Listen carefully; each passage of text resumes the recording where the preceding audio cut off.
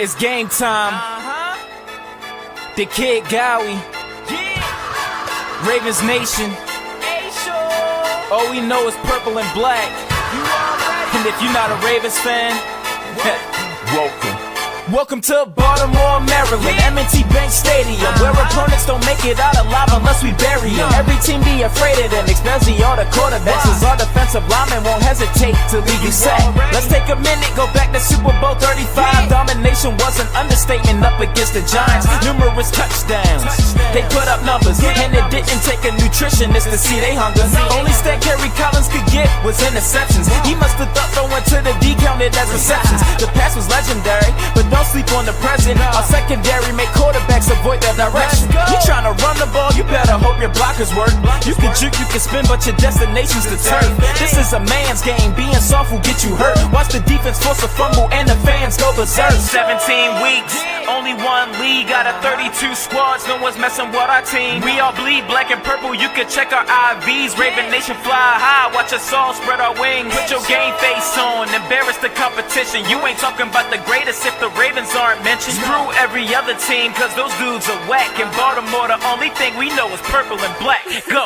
They always win when the championship's on the line. So if you hoping that they failed, then you really wasting your time. Go and ask the 49ers, I'm pretty sure they remember when they made a comeback, but weren't declared the winners. 2 rings down, but you know they won't stop now.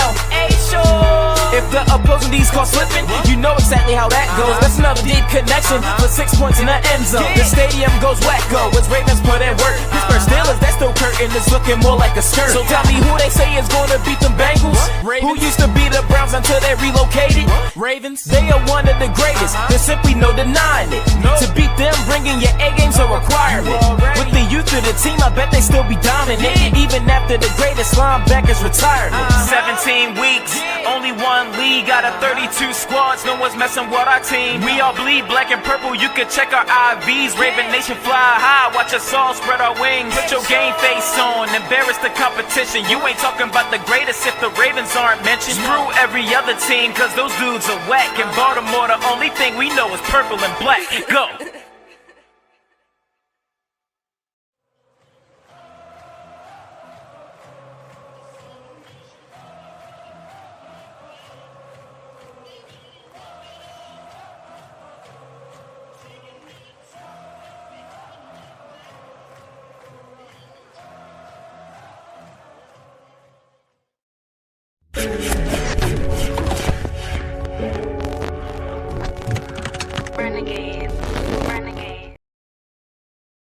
Yo, welcome to another edition of SCE Sports.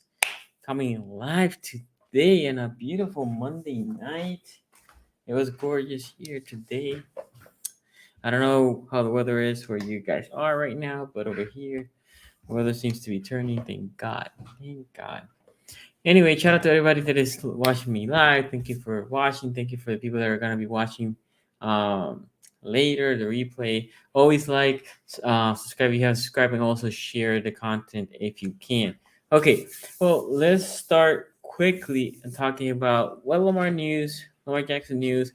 And I'm going to talk about some corners prospects and then finishing with a mock draft. And when we do the mock draft, I'm going to do it 2 different ways. I'm going to do it imagining if Lamar is here in Baltimore, which I think is actually the most likely scenario, and how I think they should approach the whole draft and all and everything, right?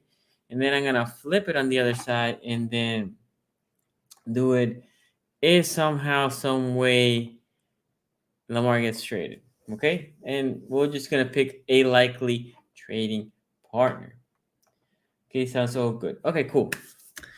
That being said, so Lamar news, Ian Rappaport came out and said like basically what I feel, which is the most likely scenario, is he's gonna stay in Baltimore, right? That he went to the Pat McAfee show, and Pat McAfee he said like, basically other teams like him, but they don't like him like that, right?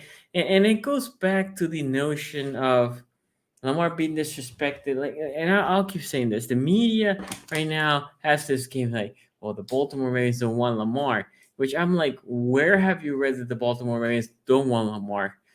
Well, they don't want to pay him, but then the media also will tell you like, well, if Lamar can take 180, maybe 200, you're like, okay, well, probably the Ravens will do that, right? Because the rumor is the guarantee that the Ravens offered was more than Kyler Murray. And then another rumor came out that he wanted more. He doesn't want a fully guarantee. He just wants more than Deshaun Watson, which essentially is guaranteeing him 5 years. And essentially, what he's saying is, well, I'll kick a 6 year or whatever. That you don't have to fully guarantee me as long as you guarantee me this 5 years. Essentially, that's what Lamar is looking for based on the reporting. Shout out to you, Baltimore boy. So saying that, this doesn't mean the Ravens don't want it. I think at this point, which sucks, God, it sucks, but it's gonna extend to the draft because the incentive of the Ravens right now is what the Ravens. I mean, the Ravens' incentive is let's move on so we can build the team, right? But they also don't want to overpay or over guarantee money. And the incentive of Lamar's to sign that is what? I mean, at this point, unless the Ravens saying, if you don't pick it by this day, we're going to pull the deal, right? The Ravens are not saying that. What is the incentive of Lamar? There's no incentive. Lamar can just say, okay, I'll wait after the draft and see if there's a cascade effect of this draft, which I don't think it's going to be. A lot of the media thinks that might be a hope. The only thing I can see of is if there's a big if for some reason when the Commanders sell the team, whoever the new ownership is, they're like, we need to sign this guy. We have no quarterback. We need to sign this guy. But even with that, the Commanders right now, salary wise, I think they're like about $1 million under the cap, which they need to get under that, or at least 5 million under that, so they can sign picks. Imagine bidding a 50. I mean, unless they trade straight up with Lamar or the Ravens, and then they can lower the cap hit to what Deshaun Watson did, which was 1 million last year.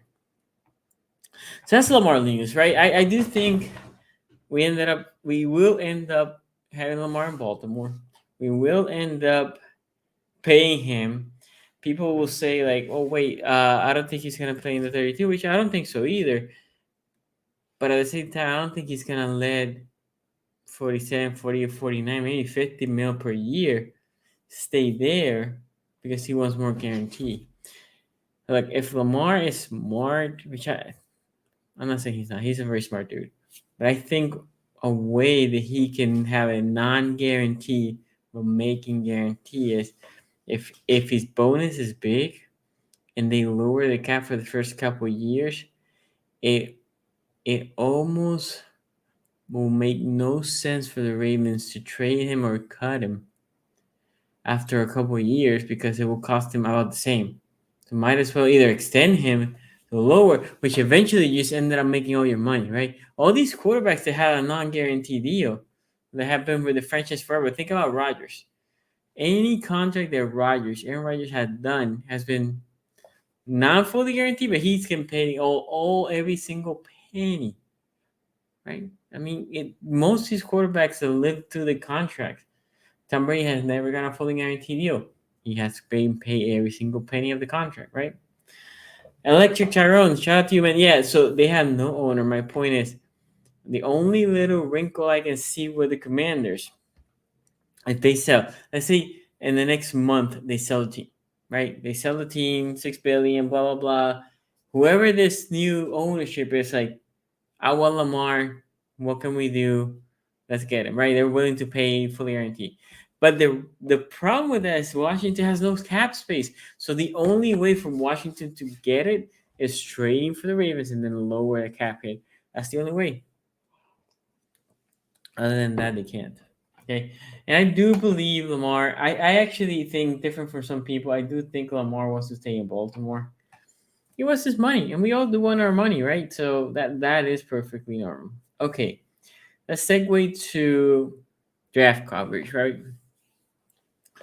The draft is fastly approaching. We're talking about next month. The draft is here. Crazy. We're gonna be doing a mock draft, and like I said, the mock draft will be 2 mock drafts, 3-round mock draft, and it's gonna be if Lamar's here, which is gonna be the first scenario, more likely scenario, and if Lamar will not be here. Hopefully not the scenario, but we're gonna entertain that scenario as well. Okay, before I talk about that, there's 2 corners that I actually felt in love. Look, cornerback for me. So I'm not here to be lying to y'all and all of that. For me, cornerback is super, super hard to figure. Because some of these receivers are not great, right? So the level of competition that they're seeing week in and week out. But the two kids are getting a lot of hype. Joey Porter Jr., love him. Physicality, size. He has a knack. He's not a pick machine like Juice, right? The Marcus Peters. But he, if anything, he reminds me more of Marlon. Marlon's not there in an exception machine, but Marlon's a great coverage corner. I think he can play press. Joey Porter can be more of a press corner, which again, I think that's also Marlon's best attributes. But last year we went more to a zone scheme, but whatever. I love him. I love Banks, the kid out of Maryland. The thing with those 2 guys is I think when you draft them, let's say we draft them at 22, they're going to struggle that first year. I don't think they're here. You throw them in, they won, and they're like covering amazing. I don't think that's going to happen, which is going to make a lot of fans frustrated, especially as a defensive player being drafted, and it's going to snowball after that. Look at Hamilton. Took a minute, but as a corner, especially if they're going to be playing press, think about one of these kids. Let's say we draft Porter Jr. or Banks, and they line up against either Chase or T. Higgins. It's going to be a tough matchup for them, right? So, I like him. Would I want to draft him? Yes. It all depends what is our strategy, right? Like if we had Lamar, I almost would like for us to sign Marcus Peters for a 1-year deal and let Armour Davis and the other kid, Pepe's a slot corner, but Armour Davis, see if he can be a outside corner in the following year. Maybe get a Fuller and bring him again, right, to see if he can be, because he was looking good in the preseason. For very cheap, we can bring him. And having those corners, essentially the same corner room, and take a draft pick on another position, draft a corner in the later rounds, right? I think if we don't have Lamar and you're building a team for finding a quarterback in the future, then you can say, okay, what is the best scenario? We go in, we need a corner for next year. Let's go get a corner and then go from there and build it. Okay. Shout out to you, Lex Guy. Thank you for joining the live stream. And that makes sense, right? Look, I was saying this to a coworker of mine, asked me, like, so what do you want? You want to trade? You don't want to trade? I said, I don't want to trade. And then they asked me, like, so what compensation would you be happy with? And I said, well, 2 first round for me will be bad. And again, I said this before, you should fire EDCs. That's all you can get. But pivoting from that, if you think about it, if you think about the draft itself, if the Ravens get any pick from 3, 4, 5, they're probably not getting a quarterback that they will like. Maybe they like Richardson. I don't know. But let's assume the quarterbacks are going to get taken care of. So then the best scenario for the Ravens, if they don't have Lamar, which I know might sound silly, is go ahead and draft and get 2024 and 2025 draft picks, right? So I said, if they can get essentially similar deal that they got the Panthers did, you get 2024 first round pick, 2025 first round pick, uh, and then 2024, call it a third and a second this year, right? You can do something like that, right? So basically, you get one more pick this year, and then the rest will be on the following year. So something like that will have to be done during draft day.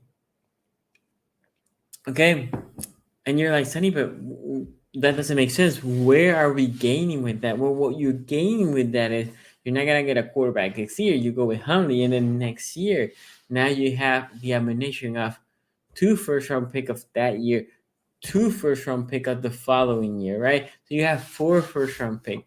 So let's assume in that scenario with no Lamar, we're a middle pack team. We were picking like the 14-ish pick, right? But now you can say to X team, whoever this X team is, that is in the number in the first overall and the second overall, and you might say also, Sonny, but Caleb Williams or the kid from UNC, or will they trade it? Well, if it is a team that happen to suck because their quarterback got hurt or whatever reason, right? Which it happens, they just want draft capital. So you can say here are 3 firsts, right? That's more than the Panthers gave for that pick. Here's 3 firsts, so you still have your first the following year. Let me get quarterback Caleb Williams or the kid from UNC, and now you can have a draft pick. And I think that is why you basically defer your first round picks, if that makes sense. But in the case of Joey Porter or Banks, I would love them here. I think they will be perfect because as Marlowe is also going to year 6, 7-ish, these kids will basically start learning from Marlon Humphrey and going into their prime in year 2, 3, as Marlowe is hopefully not, but as he is tilting in his career. It will be interesting. And, with that being said, we are here to draft, right? We are here to draft. So, like I said, we're going to do a 3-round mock. This is my mock 1-0. 1-0. And I can do a mock like most people do and pick you every pick. But I notice when I have to pick every pick, I tend to cheat. And what I mean about that, I tend to be like, well, let me not pick this guy with this team so it can slide to this team so I can get it. To avoid that, this is the concept. We're gonna go PFF. We're gonna do trades. In the first scenario, I'm gonna assume the Lamar is here, and this is optimistic and what I would like for it to happen and all that good stuff. Okay, so I will tell you this: the first thing that's not gonna happen is we ain't trading up for no one, and that might hurt some people's feelings, but there's no way the Ravens, with the little draft capital we have, we are trading up. And here, as we're approaching pick 22, you have the corner and you have Addison. You saw my profile of Jordan Addison, the kid Banks I like. Brian Breeze, I start doing some scouting for him. I like him too. But I think you have a bunch of trade scenarios here. But I think again, this is with Lamar. What I would like for it to happen is, where's this team? You're gonna swap that and DeAndre Hopkins, right? What? Okay, hold on. Okay, that's what we're live. So let's go back to the trades. I can see them trading back a bunch, right? To get the leverage to make the DeAndre Hopkins trade. Let me see. Yeah, we will trade back, and it's not gonna. I know some Ravens fans will be frustrated with this. but you will trade back. There's no way we're picking there. There is, yeah. And to be honest, I think it is for the best, right? So again, I think what you're looking to do, this is me, what you're looking to do is you want Hopkins and you're trying to see what can you do to get Hopkins, right? Let's see if that swap works. Okay. And something like this is what I think the Ravens probably do. So you push back to get a couple picks, so then you can have a second to third round pick, so you can trade for Hopkins. Well, Alex Tara, I think Hopkins brings a lot of the stuff that we don't have. The type of receiver we don't have. We don't have the big body receiver that you can just think about. Flacco. Flacco never had like top tier receivers, right? I love Bolden, but Bolden there was Flacco said, "I'm gonna throw it there, and he's gonna get it," right? This is not. It's not gonna cost you that much, right? Here, you trading a second and getting a third back, and DeAndre Hopkins. I think that is the kind of trades you make. Now in here, look. Now you have a receiver. In theory, you could go get Josh Downs. I love Josh Downs, and also you can trade back here. Let's say you want. I can see them doing something like this. Taking a second and third for a first. Yeah. Compensation there. Something like that. Second and third. Or maybe, let me see. Yeah, I don't want that. Okay. So we can do something like this. You push back. I think the Ravens are gonna be. I'm gonna be streaming live day one with AAC North Talk, and I can see the Ravens trading back a lot. This is the MO. Now, going to pick 36. This is where I think they're gonna pick somewhere here. I will hate this. Okay. So, like I said, you have the DeAndre Hopkins. So, for this scenario, I like to kick Forbes. I started looking at some of the film. Will McDonald, I like him too. The problem that I have with edge rushers right now for this is, although we need them because Olafe always hasn't paid out. You have two young bucks there. It all depends. Again, if you bring Marcus Peters, that's where you go. If not, Emmanuel Forbes is a guy you can bring. Another pick, very sleeper pick that I love, especially if you get Lamar Jackson, is this the one Jones, a right tackle. You plug him in. You have a right tackle for the future. We have Falele too, right? So you can say, well, Falele, this guy Jones is there. I don't want to pass on Jones. But for this specific draft, I think the edge rusher will probably be the most. You know what? I'm gonna go with Emmanuel Forbes because, like I said, I think the biggest thing here is you're trying to compete. Emmanuel Forbes could be potentially a replacement corner there. It's gonna be competing with Armour Davis, right? Also, again, you got DeAndre Hopkins in here. Now, here you got trade backs, but I think look, a guy like Tack Bell complements based on what we did, right? So you have in this scenario, you have Hopkins on the one side, you have Bateman on the other side, you have Duvernay, and you also can bring a guy like Tad Dell, right? And now that is a good core because remember, you still had on top of that Andrews, and you still have on top of that I say likely in Kolar. We'll see what Kolar does. Charlie Kolar. So I like this pick as a sleeper. I also like him in the third round, right? So I'm gonna go with Tad Dell.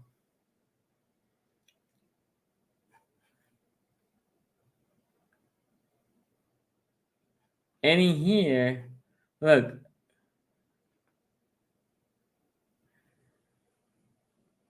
I will take a fly on Andre Carter. I think Andre Carter is good, but I mean, Army players, they're such a hit or miss, right? They are all over the place. So, okay. I have Electric Tyrone. Looks like he didn't like a couple of things I did. I like the Jones pick. Well, I didn't make the Jones pick, right? I don't think I made the Jones pick, but I think that would be a good pick to make. And Brendan Tillman here, shout out to you. I will not bring back Marcus Peters. I will let the young ones play in Noah Carter. I think Carter is not bad for a late third, right? That's essentially where I picked him. But I think this is with Lamar. This is the kind of draft you can see. A lot of trade backs. You still got a slot receiver that is they can do contesting catches, right? And Tad Dale, highly productive in college. You have a corner to potentially replace Peters on the outside, and then you have Andre Carter to just add to the edge, right, and see if he can win the job. If not, he can be a rotational piece. Again, now you're talking a third round pick to develop. Not only that, you got DeAndre Hopkins, so now you're bringing weapons. Now, in this case, how your draft was composed because you traded back, you're talking about Lamar Jackson, and your O line is the same O line as last year, minus the left guard, because Powers will be replaced, let's assume, by Cleveland, right? The rest of the O line will be the same. And then you had DeAndre Hopkins, Bateman, let's put Duvernay Dale, but also Tad Dale as the fourth-ish receiver, right? And then your tight ends as Mark Andrews, Likely, and Kolar, and then Project Pat there to do something, right? And then you got Emmanuel Force, which again, just for the growth part, right? I think this will be a decent draft, and this is probably what happen. I'm not saying these players, but the trade backs. That's where you're gonna see more and more on this draft. Now let's do another one, and let's assume Lamar is traded. Who are your top 3 wide receivers in this draft? This is from Insana Keybridge. It's tough because I think I can't miss. I don't know if he's gonna be a superstar, but I think the safest pick of wide receiver is Smith and Jigba. I think Smith and Jigba is the safest. I think he's gonna be really, really good. I just don't know if he's gonna be a superstar. I love Downs. Love Downs. I'm not as big on Addison. I actually think I legit love Downs. Safe Flowers, I love it. And then my sleeper fourth is Johnston. But the thing with Johnston is I think Safe Flowers also has a high-ish floor, not as high as Smith and Jigma. That is the highest floor. But down Flowers is probably up there too. The problem with Johnston, even though I love him, is I think his ceiling is bigger than anybody, but his floor is so low. Johnston can be Benjamin, right? Or he can be, if he learns how to use his body and do contesting catches and high point the ball, he could be a DeAndre Hopkins type of receiver, right? So, yeah, that would be me. So it's honestly, I'm not sold on Addison either. Yeah, I think he's gonna be good. I just don't think he is great.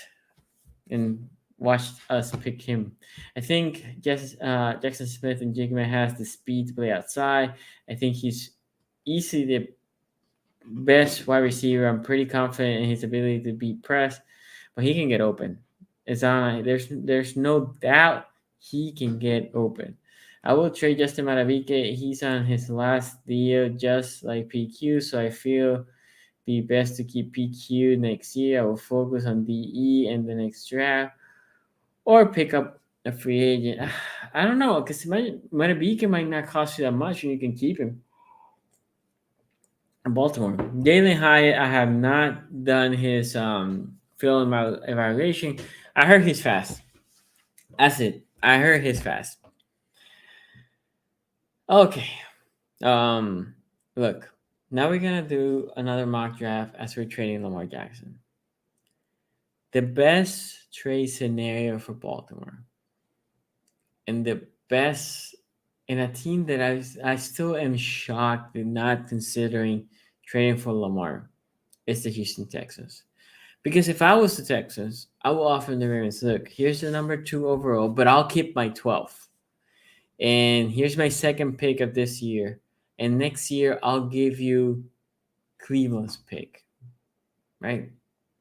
Or the Ravens can say, I'll get the higher of the 2 picks. But they will still have a first this year, and they will still have a first next year, right? So that's something that surprised me. So I'm not going to use them because it looks like it's not going to happen. I'm going to go with the Colts like most people do. And we could do another one with the Falcons. We can do that for next week. Before that, a couple more. Coach Evans, David, Jonathan Mingo. I started looking at Jonathan Mingo.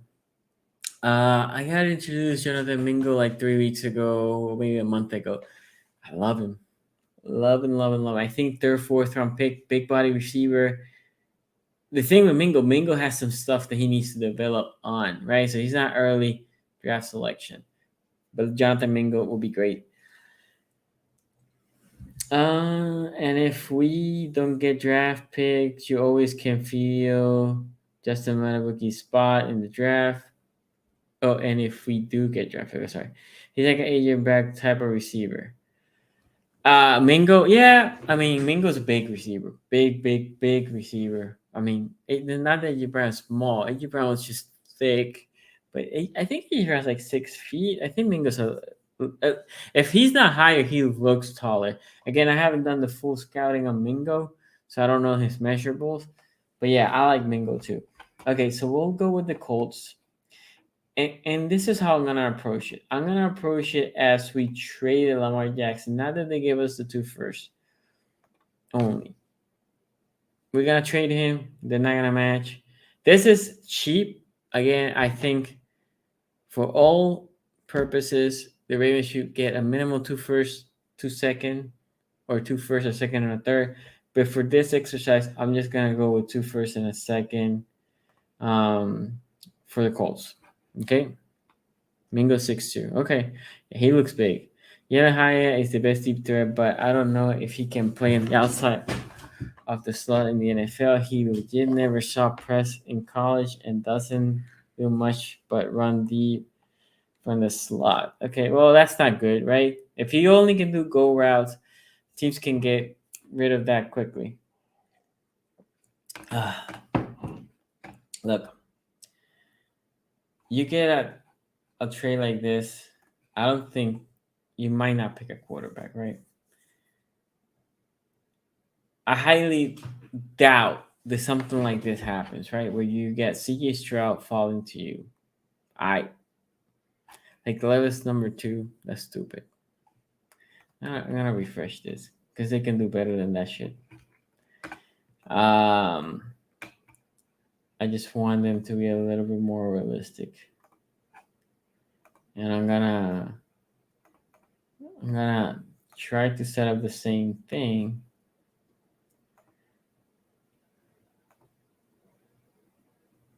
And that is more realistic. Now, if that happens, the question is, will the Ravens want Richardson? Okay. I think they might take a flyer. I think they could, right? Levis looks like it's falling out of favors. Then you have a third.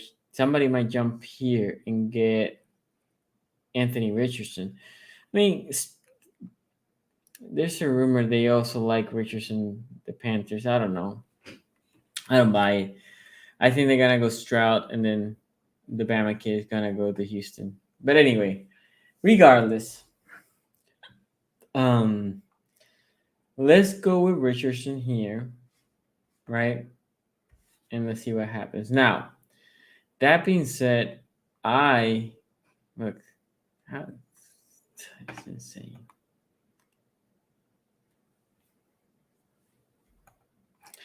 So in here, different type of draft, you have a little bit more capital, right? You could trade up here, right? And give this 35 almost like a swap if you love Johnston, right? Because if you're bringing a rookie, Hopkins ain't coming here. So I'm going to do something like that, right? I'm going to go.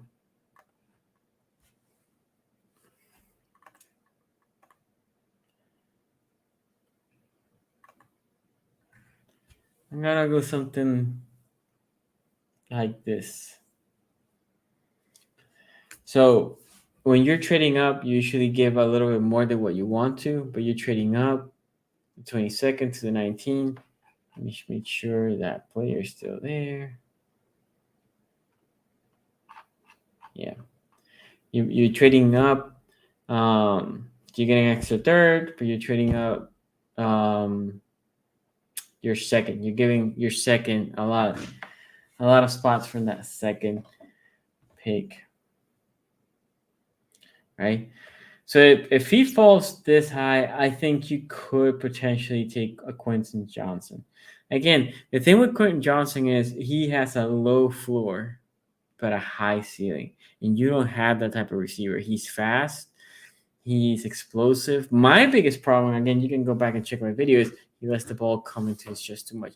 But I think they can clean that up. I'm very hopeful with the new staff of Baltimore. Then that he's a guy that you can definitely put on the outside. Think about this now. Richardson has him as a big target receiver. Bateman, a more polished receiver. Duvernay, also still young. Court, also you get the tight ends. You're giving him weapons to grow, right? And this is not the draft that I want, because what I want is Lamar Jackson, but this is the potential of Lamar Jackson not being in Baltimore. Okay, so we're getting here. Let's see, what is the trade? 63. So from here, like if PQ gets traded, which is possible, this is a pick that could be interesting to pick. Not to start day one. They have Malik Harrison. They probably can be next to our guy Rowe, right? Another interesting pick, but a little too high, safety. Edge again. Now, I know a lot of people like him. I haven't watched his film to know, right? I'll go with him for now. We still have 2 third-round picks. Andre Rosivas is 6'3", 4 in the 40s. Damn, that was fast. QJ is the classic big receiver. Oh, Quincy Johnson plays like he's 5'10". Yes, it's on it. That's true. That's true. That's my whole point. He needs to learn how to play big. He's the type of receiver that frustrates the hell out of me. He's not good at consistent catching, is what I mean. Yeah, no. I got what you mean. What do you think we can get for PQ at third? With PQ at third. The problem with PQ is he's not consistent. And he's going into the 4th year, which is cheap, but the following year, if you pick the 5th, it's going to be more expensive. I think at third is what you get for PQ. I would like the Ravens to see if they can sign him on a decent deal. If we could, I would like to see those two be the linebackers going forward. That's what I think. If Lamar Jackson's not here, especially, because now you have a little bit more money. Okay.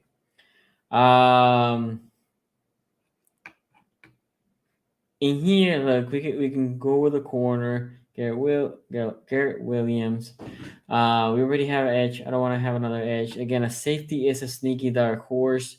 We need another safety in case somebody gets injured. Our 2 safeties are young, so this again we're talking late third. Here, I'm gonna go with the corner for now.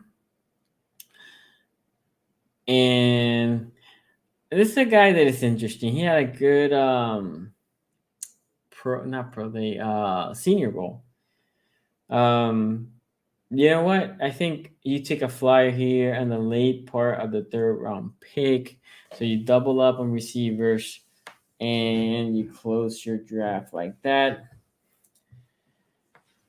Just to resume, this is a possibility if we don't have Lamar. You get in this how this shits fell. You get Anthony Richardson. You traded up. You got Quentin Johnson. You got Tuipulotu. What I've seen from him, I don't even know if he's gonna be more of an outside, but he might be a 3-4 DE. But anyway, you got him. You got your corner. You got another receiver, Michael Wilson, a guy that I think has a lot of upside. Look, if you don't have Lamar, I think this is a decent draft. You're bringing youth to the receiving core, right? Bateman is your veteran now, and so is Duvernay. Not only that, what's happening in this draft, like you still next year, you had 2 first-round picks. Next year, you will have 2 first-round picks, and it helps you build, right?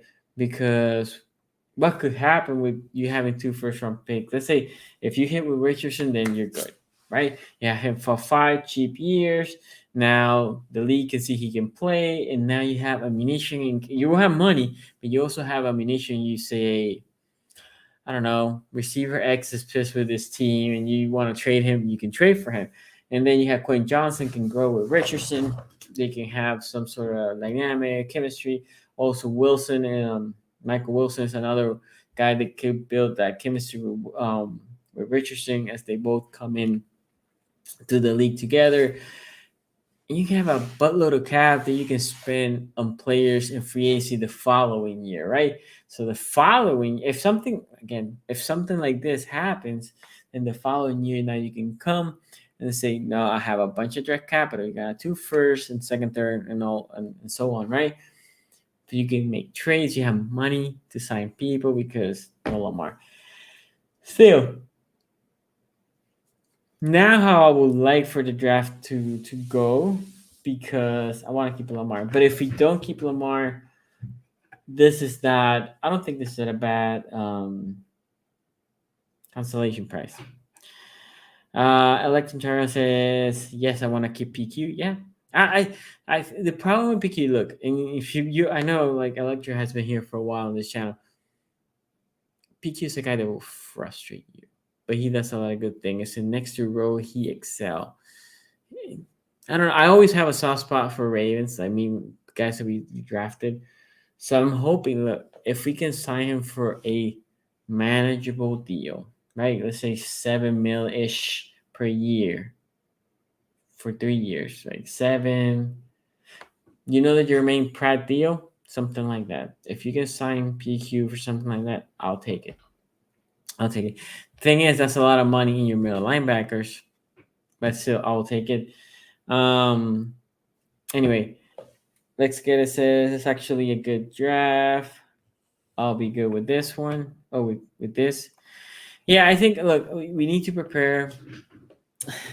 I'm hoping they don't do anything dumb. You guys know my feelings about DeCosta and his trading formula things. Main thing is hopefully we can solve this Lamar Jackson thing, because we all tired about it. I think Lamar's tired. The Ravens are tired. Let's just move from it, meaning not necessarily about Lamar. Just let's move from this scenario. Let's sign him, or let's trade him, or let's just do something. I think the franchise itself doesn't look good. Not because the biggest problem here is I think they're both set in their stance. I think Lamar has less leverage, but they're both very set in the stance. So we'll see what happens. Okay, guys, tomorrow another mock draft, but in the AFC North talk. I'll be picking for the Ravens. My guys will pick for their own teams. We're gonna be talking about Lamar thing. We're gonna talk about some free agency. So, how do you feel about trading Mark Andrews? Woo, that's spicy. I think Mark Andrews is the most consistent receiver we have. You trade Mark Andrews, like in this trade in this scenario, right? You essentially, the thing is the Ravens have a team to compete still. Think about that defense. Offensively, the O-line is solid. Receiver, Bateman is good. Not injury prone, but he has got hurt the past 2 years. So you're like 1 or 2 receivers for that offense to be completed. I don't know. If you're trading Mark Andrews, you're saying we're gonna suck next year. Basically, is what I think you're gonna say. You're like, okay, we're just giving up next year. The moves that the Ravens have made doesn't seem like that, right? Think about they just not only traded but signed Roquan Smith. Why would you do that and sign him to a lot of money if you're just saying, but we're not gonna compete this year? That's my whole point.